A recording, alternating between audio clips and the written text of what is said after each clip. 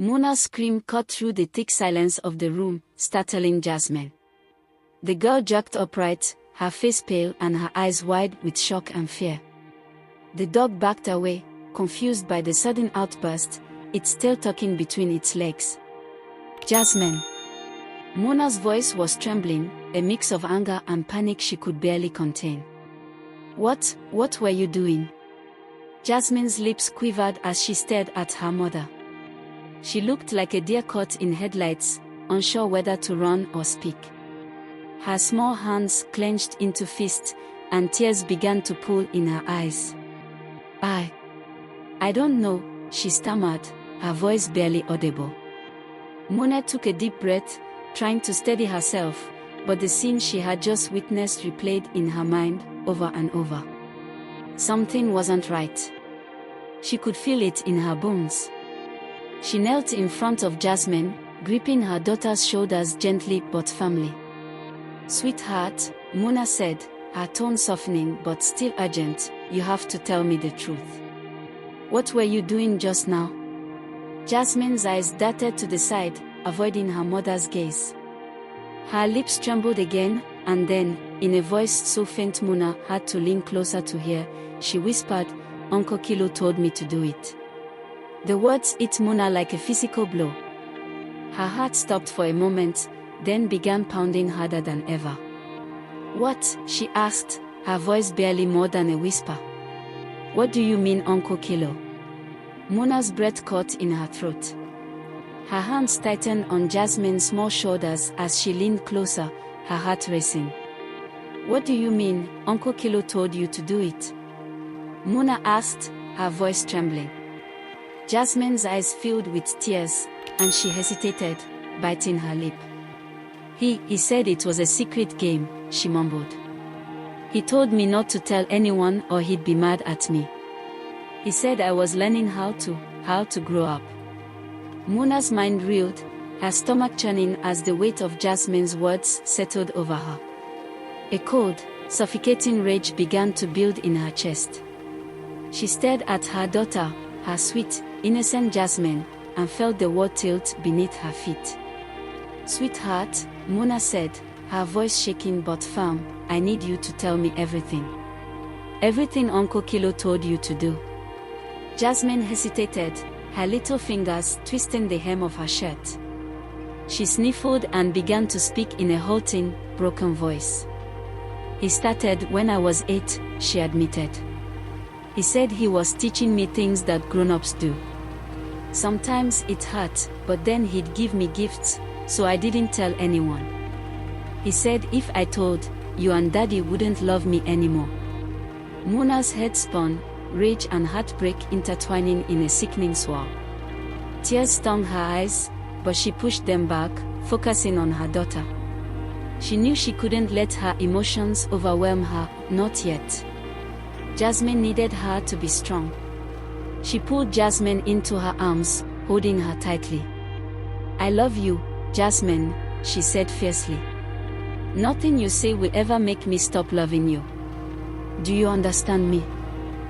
Jasmine nodded, her tears soaking into Muna's shirt. Muna stroked her hair, her mind racing.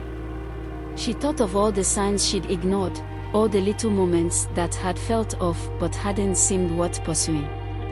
The realization that her inaction had allowed Kilo to harm her daughter tore at her soul.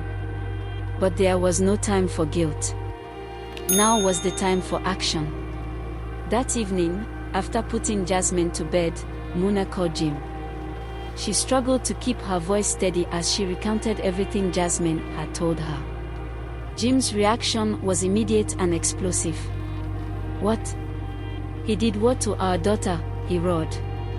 "I don't know how I missed it," Muna whispered, tears spilling down her cheeks. "But we can't undo the past, Jim.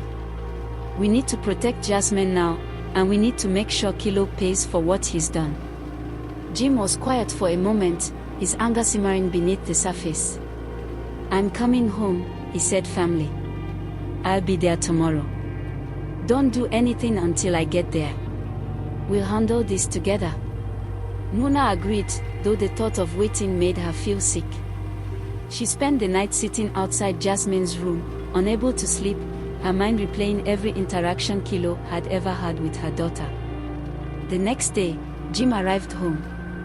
His face was pale, his jaw clenched tightly. After embracing Jasmine and reassuring her of his love, he and Muna sat down to make a plan. "We are going to the police," Jim said firmly.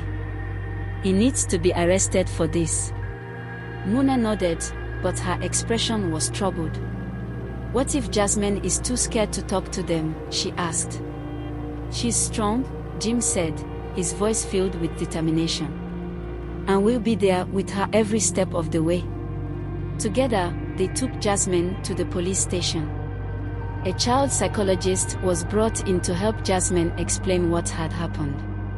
It was a painful, heart-wrenching process, but Muna and Jim stayed by her side, holding her hands and reassuring her that she was brave and that none of it was her fault. The authorities took the case seriously, launching an investigation and issuing a warrant for Kilo's arrest. When Kilo was brought in for questioning, he initially denied everything. But as the evidence mounted, including Jasmine's testimony, text messages he had sent her, and gifts he had purchased, his facade began to crumble. Facing overwhelming proof, Kilo finally confessed, though he tried to paint himself as a victim of circumstance. His excuses only fueled Muna and Jim's rage. Kilo was charged with multiple counts of sexual abuse of a minor. The trial was grueling, forcing Jasmine to relive her trauma in front of strangers. But Muna and Jim never left her side, their love and support unyielding. In the end, Kilo was found guilty and sentenced to 25 years in prison. Justice had been served, but the scars he left behind would take much longer to heal. Muna and Jim committed themselves to helping Jasmine recover. They enrolled her in therapy with a specialist who helped her process her feelings and rebuild her sense of self-worth.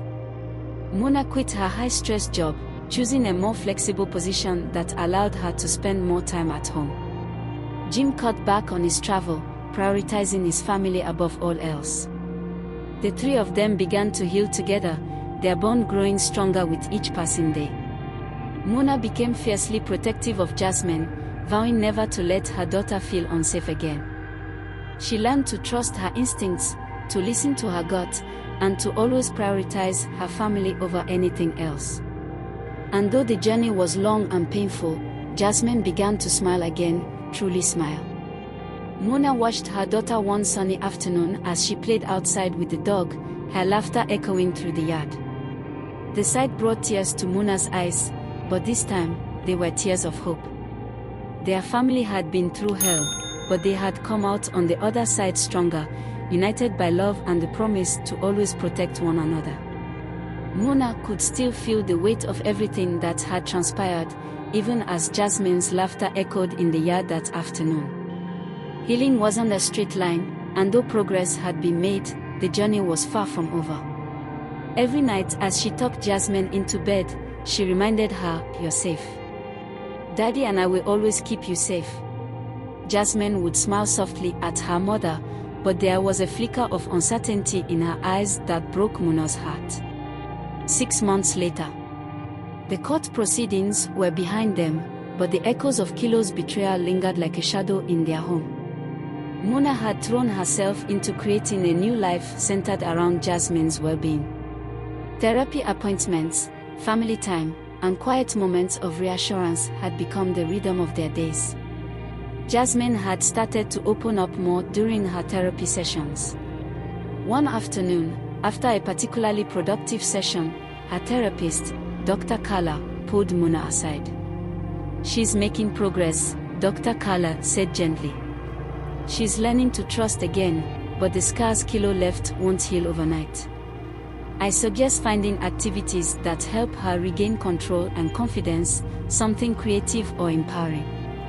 It'll help her feel like she has ownership of her life again." Muna nodded, grateful for the advice. That evening, she sat down with Jasmine at the kitchen table. "Sweetheart, would you like to pick a new hobby? Maybe dancing, painting, or even martial arts?" Jasmine's eyes lit up at the last suggestion. Martial arts. Like karate. Exactly like karate.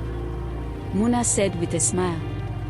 You'd learn how to protect yourself and build your confidence. How does that sound? Jasmine nodded enthusiastically. I want to try it. A week later, Jasmine attended her first karate class. At first, she was shy and hesitant, clinging to Muna as they entered the dojo. But as the class progressed, Jasmine began to loosen up. The instructor, a kind and patient woman named Sensei Elena, had a way of making every child feel powerful and capable. By the end of the session, Jasmine was beaming. Mommy, I kicked a board. It broke in half, she exclaimed, her cheeks flushed with excitement. Muna felt a swell of pride. For the first time in months, she saw a spark in Jasmine's eyes that had been missing for so long. Karate became Jasmine's outlet. Week by week, her confidence grew. She even began teaching Muna some of her moves at home, laughing as they practiced together in the living room. One evening, while they were eating dinner, Jasmine looked up from her plate, her expression thoughtful. Mommy, do you think Uncle Kilo knows what he did was bad? She asked quietly. The question took Muna by surprise.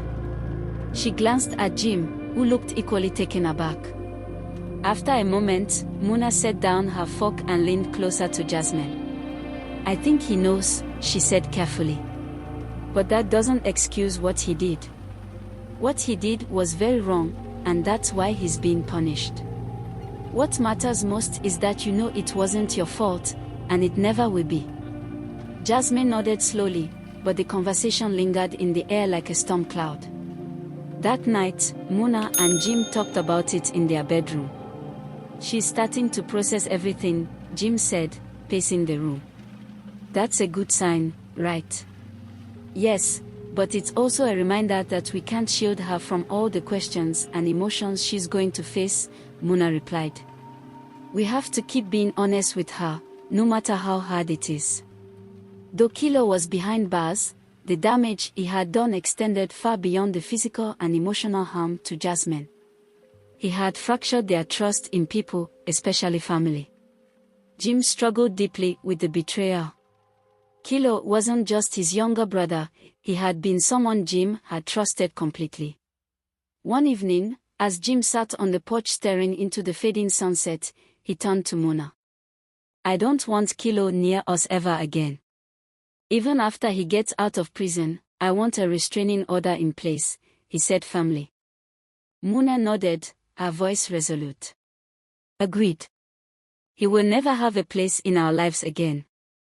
The next day, they worked with their lawyer to secure a long-term restraining order, ensuring that Kilo would never come near Jasmine or their family. But Jim wasn't done. He also contacted every family member, explaining what Kilo had done. While some were horrified and supportive, others reacted with disbelief, refusing to believe Kilo was capable of such a thing.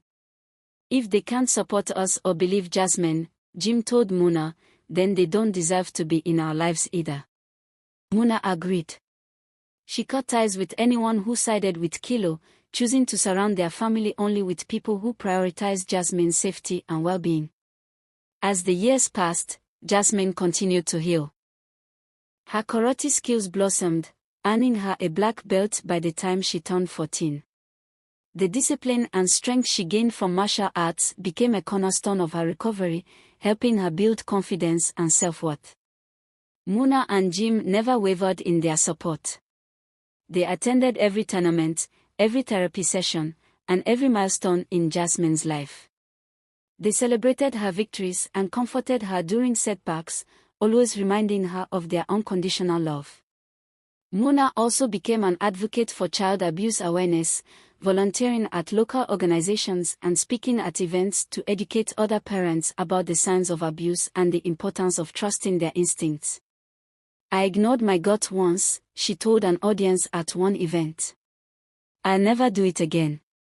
And I want to make sure no other parent does either. By the time Jasmine graduated from high school, she was a confident, determined young woman with dreams of becoming a psychologist to help other children who had been through similar experiences. On the day of her graduation, as she stood on the stage receiving her diploma, Muna and Jim watched with tears in their eyes. "She's so strong," Jim whispered, his voice thick with emotion. "She's incredible," Muna agreed, squeezing his hand. Their family had endured unimaginable pain, but they had emerged stronger, united by love and the unshakable determination to protect and cherish one another. As they left the ceremony that evening, Jasmine turned to her parents and smiled. "Thank you," she said simply. "For what, sweetheart?" Muna asked. "For never giving up on me," Jasmine replied. And in that moment, Muna knew they had truly begun to heal. Together, they had reclaimed their lives, ensuring that no shadow of the past could ever dim their future again. Thanks for watching. Don't forget to like, subscribe and hit the notification bell so we can bring you more amazing stories.